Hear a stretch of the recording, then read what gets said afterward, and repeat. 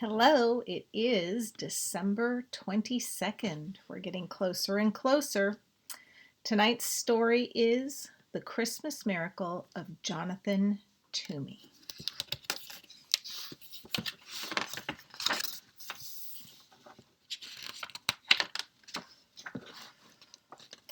The village children called him Mr. Gloomy, but in fact his name was Toomey. Mr. Jonathan Toomey. And though it's not kind to call people names, this one fit quite well. For Jonathan Toomey seldom smiled and never laughed. He went about mumbling and grumbling, muttering and sputtering, grumping and griping. He complained that the church bells rang too often, that the birds sang too shrilly, and that the children played too loudly. Mr. Toomey was a wood carver. Some said he was the best wood carver in the whole valley. He spent his days sitting at a workbench, carving beautiful shapes from blocks of pine and hickory and chestnut wood. After supper, he sat in a straight-back chair near the fireplace, smoking his pipe and staring into the flames. Jonathan Toomey wasn't an old man, but if you saw him, you might think he was. The way he walked, bent forward with his head down. You wouldn't notice his eyes, the clear blue of an August sky. And you wouldn't see the dimple on his chin, since his face was mostly hidden under a shaggy, untrimmed beard, speckled with sawdust and wood shavings, and, depending on what he ate that day, with crumbs of bread or a bit of potato or dried gravy. The village people didn't know it, but there was a reason for his gloom, a reason for his grumbling, a reason why he walked hunched over as if carrying a great weight on his shoulders. Some years earlier, when Jonathan Toomey was young and full of life and full of love, his wife and baby had become very sick. And because those were the days before hospitals and medicines and skilled doctors, his wife and baby died 3 days apart from each other. So Jonathan Toomey had packed his belongings into a wagon and traveled till his tears stopped. He settled into a tiny house at the edge of a village to do his wood carving. One day in early December, there was a knock at Jonathan's door. Mumbling and grumbling, he went to answer it. There stood a woman and a young boy. "I'm the widow McDowell. I'm new in your village. This is my son Thomas," the woman said. "I'm 7, and I know how to whistle," said Thomas. "Whistling is pish-posh," said the wood carver gruffly. "I need something carved," said the woman, and she told Jonathan about a very special set of Christmas figures her grandfather had carved for her when she was a girl. "After I moved here, I discovered that they were lost," she explained. "I had hoped that by some miracle I would find them again, but it hasn't happened." "There are no such things as miracles," the woodcarver told her. "Now could you describe the figures for me?" "There were sheep," she told him. "2 of them, with curly wool," added Thomas. "Yes, 2," said the widow, "and a cow, an angel, Mary, Joseph, the baby Jesus, and the wise men." "3 of them," added Thomas. "Will you take the job?" asked the widow McDowell. "I will." "I'm grateful. How soon can you have them ready?" "They will be ready when they are ready," he said. "But I must have them by Christmas. They mean very much to me. I can't remember a Christmas without them." "Christmas is pish-posh," said Jonathan gruffly, and he shut the door. The following week there was a knock on the woodcarver's door. Muttering and sputtering, he went to answer it. There stood the widow McDowell and Thomas. "Excuse me," said the widow, "but Thomas has been begging to come and watch you work. He says he wants to be a woodcarver when he grows up and would like to watch you since you are the best in the valley." "I'll be quiet. You won't even know I'm here. Please, please," piped in Thomas. With a grumble, the woodcarver stepped aside to let them in. He pointed to a stool near his workbench. "No talking, no jiggling, no noise," he ordered Thomas. The widow McDowell handed Mr. Toomey a warm loaf of cornbread as a token of thanks. Then she took out her knitting and sat down in a rocking chair in the far corner of the cottage. "Not there!" bellowed the woodcarver. "No one sits in that chair." So she moved to the straight-back chair by the fire.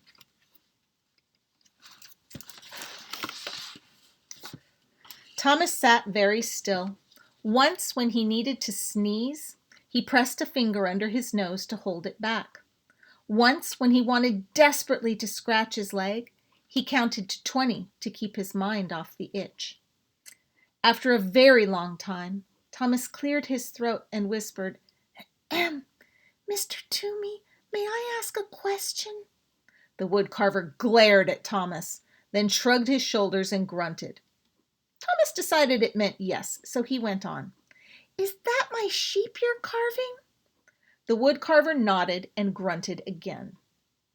After another very long time, Thomas whispered, "Mr. Toomey, excuse me, but you're carving my sheep wrong." The widow McDowell's knitting needle stopped, and Jonathan Toomey's knife stopped carving. "It's a beautiful sheep, nice and curly, but my sheep looked happy." "That's pish-posh," said Mr. Toomey. "Sheep are sheep. They cannot look happy." "Mine did," answered Thomas. "They knew they were with the baby Jesus, so they were happy." After that, Thomas was quiet for the rest of the afternoon. When the church bells chimed 6 o'clock, Mr. Toomey grumbled under his breath about the awful noise. The widow McDowell said it was time to leave. Thomas sneezed 3 times, then thanked the woodcarver for allowing him to watch. That evening, after a supper of cornbread and boiled potatoes, the woodcarver sat down at his bench. He picked up his knife. He picked up the sheep. He worked until his eyelids drooped shut. A few days later, there was a knock at the woodcarver's door. Griping and grumbling, he went to answer it. There stood the widow and her son.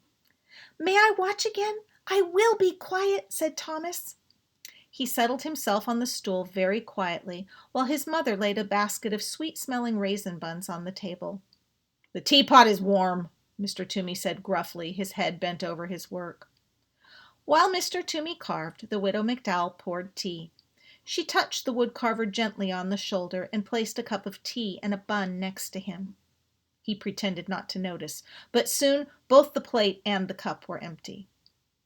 Thomas tried to eat the bun his mother had given him as quietly as he could, but it is almost impossible to be 7 and eat a warm, sticky raisin bun without making various smacking, licking, satisfied noises. When Thomas had finished, he tried to sit quietly. Once he almost hiccuped, but he took a deep breath and held it until his face turned red. And once, without thinking, he began to swing his legs, but a glare from the woodcarver stopped him, and he kept them so still they fell asleep. After a very long time, Thomas whispered, "Mr. Toomey, may I ask a question?" Grunt. "Is that my cow you're carving?"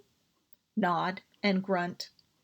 Another very long time went by. Then Thomas cleared his throat and said, "Mr. Toomey, but I must tell you something. That is the most beautiful cow I have ever seen, but it's not right. My cow looked proud." "That's pish-posh," growled the woodcarver. "Cows are cows. They cannot look proud." "My cow did. It knew that Jesus chose to be born in its barn, so it was proud." Thomas was quiet for the rest of the afternoon. The only sounds that could be heard were the scraping of the carving knife, the humming of the widow McDowell, and the click-click of her knitting needles. When the church bells chimed 6 o'clock, Mr. Toomey muttered under his breath about the noise. The widow McDowell said it was time to leave. Thomas shook first one leg, then the other. He thanked the woodcarver for allowing him to watch. That evening, after a supper of boiled potatoes and raisin buns, the woodcarver sat down at his bench. He picked up his carving knife. He picked up the cow. He worked until his eyelids drooped shut. A few days later, there was a knock on the woodcarver's door. He smoothed down his hair as he went to answer it. At the door were the widow and her son. "May I watch again?" asked Thomas. As Mrs. McDowell warmed the tea and put a plate of fresh molasses cookies on the workbench, Thomas watched the woodcarver work on the figure of an angel. After a very long time, Thomas spoke. "Mr. Toomey, excuse me, is that my angel you're carving?" "Yes, and would you do me the favor of telling me exactly what I'm doing wrong?" "Well, my angel looked like one of God's most important angels because it was sent to baby Jesus." "And just how does one make an angel look important?" asked the woodcarver. "You'll be able to do it," said Thomas. "You are the best woodcarver in the valley." After another very long time, Thomas spoke. "Mr. Toomey, excuse me, may I ask a question?" "Do you ever stop talking?" asked the woodcarver. "My mother says I don't. She says I could learn about the virtue of silence from you." Under his beard, the woodcarver's face turned pink. The widow McDowell's face turned as red as the scarf she was knitting. "Well, speak up. What is your question?" "Will you please teach me to carve?" "I am a very busy man," grumbled the woodcarver.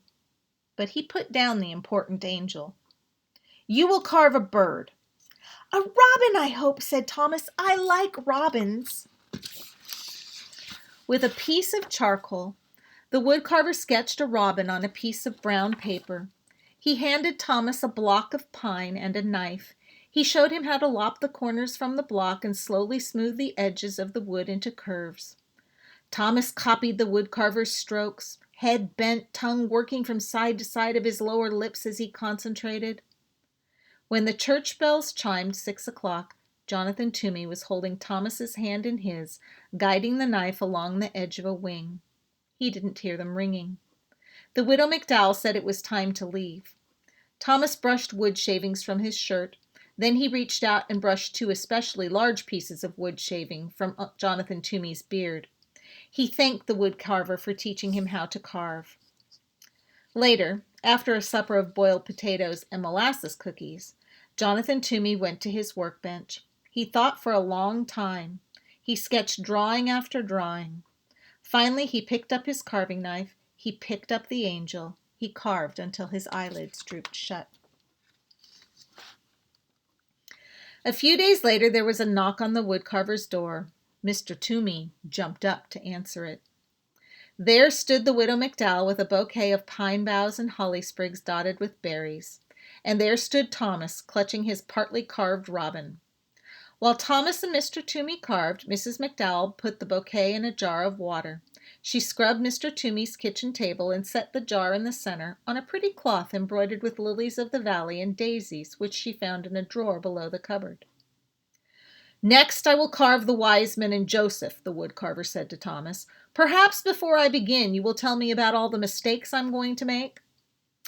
"Well," said Thomas, "my wise men were wearing their most wonderful robes because they were going to visit Jesus. And my Joseph was leaning over baby Jesus like he was protecting him. He looked very serious." It wasn't until the church bells had chimed and the widow and her son were preparing to go that Mr. Toomey saw the jar of pine boughs and the scrubbed table and the cloth embroidered with the lilies of the valley and daisies. "I found the cloth in the drawer. I thought it would look pretty on the table," the widow McDowell said, smiling. "Never open that drawer," the woodcarver said harshly. When the two had left, Jonathan put the cloth away. That evening, after a supper of boiled potatoes, the woodcarver worked on Joseph and the wise men until his eyelids drooped shut.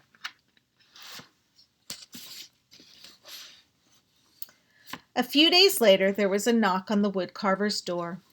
He dusted the crumbs from his beard and brushed the sawdust from his shirt. At the door were the widow McDowell and Thomas. All afternoon, Thomas watched the woodcarver work. When it was time to leave, Jonathan said to Thomas, "I'm about to begin the last 2 figures, Mary and the baby. Can you tell me how your figures looked?" "They were most special of all," said Thomas. "Jesus was smiling and reaching up to his mother, and Mary looked like she loved him very much." "Thank you, Thomas," said the woodcarver. "Tomorrow is Christmas. Is there any chance the figures will be ready?" the widow McDowell asked. "They will be ready when they are ready." "I understand," said the widow, and she handed Jonathan 2 packages. "Merry Christmas," she said. Jonathan folded his arms across his chest. "I want no presents," he said harshly. "That is exactly why we are giving them," answered the widow. She put them down on the table and left. Jonathan sat down at the table. Slowly he opened the first package. Inside was a red scarf, hand-knit, warm and bright. He tied the scarf around his neck. The other package held a robin, crudely carved of pine. A smile twitched at the corners of Jonathan's mouth as he ran his fingers over the lopsided wings. He dusted the fireplace mantel with his sleeve and placed the robin exactly in the center so he could look at it from his chair. The woodcarver did not eat supper that day. Instead, he began to sketch the final figures, Mary and Jesus. He drew Mary, then wadded the sketch into a ball and tossed it on the floor. He drew the baby, wadded the sketch into a ball and tossed it with the first. He sketched again. Once more, he crumpled the paper. Soon there was a small mountain of crumpled papers at his feet. He picked up a block of wood and tried to carve, but his knife would not do what he wanted it to do. He hurled the chunk of wood into the fireplace and sat, staring at the flames. When he heard the church bells announcing the midnight Christmas service, he got up. Slowly, he opened the drawer beneath the cupboard, the drawer he had told the widow never to open. From it, he took the cloth embroidered with lilies of the valley and daisies. He took out a rough woolen shawl and a lace handkerchief. He took out a tiny white baby blanket and a little pair of blue socks. He placed each piece gently on the floor. From the bottom of the drawer, he lifted out a picture frame, beautifully carved of deep brown chestnut wood. In the frame was a charcoal sketch of a woman sitting in a rocking chair holding a baby. The baby's arms were reaching up, touching the woman's face. The woman was looking down at her baby and smiling. Jonathan sat down in his rocking chair and held the picture against his chest. He rocked slowly, his eyes closed. 2 tears trailed into his beard. When he finally took the picture to his workbench and began to carve, his fingers worked quickly and surely. He carved all through the night. The next day there was a knock on the widow McDowell's door. When she opened it, there was the woodcarver, his neck wrapped in a red scarf, holding a wooden box stuffed with straw. "Mr. Toomey," said the widow, "what a surprise! Merry Christmas!" "The figures are ready," he said as he stepped inside. From the box, Jonathan unpacked 2 curly sheep, happy sheep because they were with Jesus. He unpacked a proud cow and an angel, a very important angel, with mighty wings stretching from its shoulders right down to the hem of its gown. He unpacked 3 wise men, wearing their most wonderful robes edged with fur and falling in rich folds. He unpacked a serious and caring Joseph. He unpacked Mary, wearing a rough woolen shawl, looking down and loving her precious baby son. Jesus was smiling and reaching up to touch his mother's face. That day, Jonathan went to the Christmas service with the widow McDowell and Thomas. And that day, in the churchyard, the village children saw Jonathan throw back his head, showing his eyes as clear blue as an August sky, and laugh. No one ever called him Mr. Gloomy again. I hope you enjoyed the Christmas miracle of Jonathan Toomey. I'll see you tomorrow.